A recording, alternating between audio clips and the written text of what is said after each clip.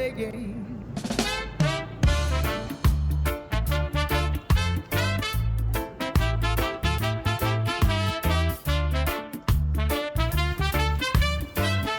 kain na!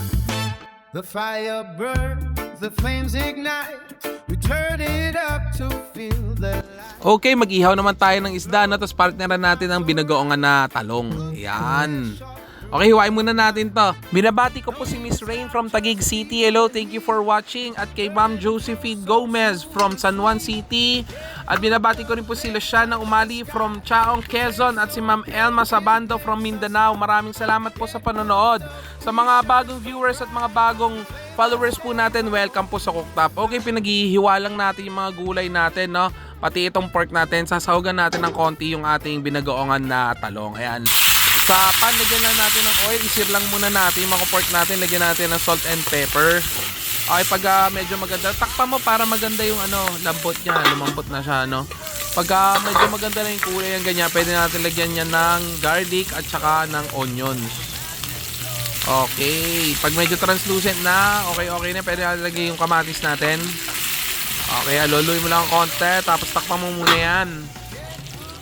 Okay, pag medyo okay na, luto na yung kamatis, pwede natin lagay yung ating eggplant at saka okra.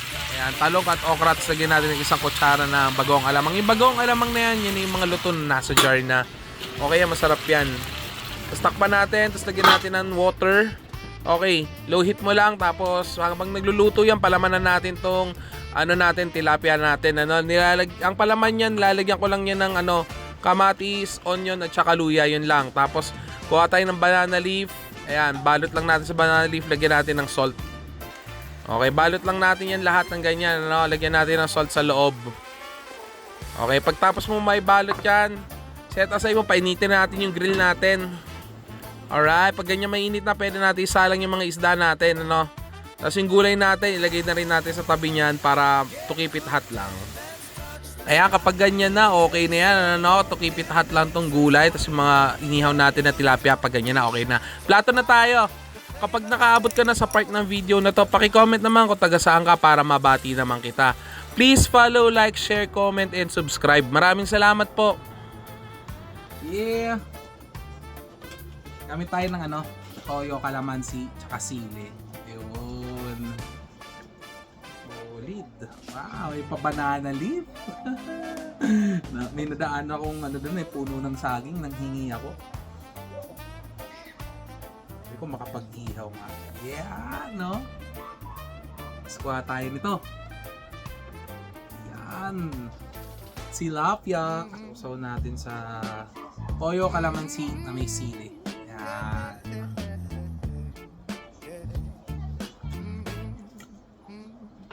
Sarap. Well, alam nyo ba, sa totoo lang, hindi naman yung mga ganito yung mga niluluto talaga. I mean, kumbaga, hindi ito yung forte ko sa pagluluto, mga ganitong pagkain. Hindi. Hindi ganito yung mga niluluto ko talaga. Pero, dahil sa pag nagpo-post ako ng ganito, yun yung maraming views. Yun yung maraming nag-aani na maraming views. Yun yung ginagawa ko. So yun ang gusto nyo, di ba? Okay then. Thank you for watching, ha. Try nyo to.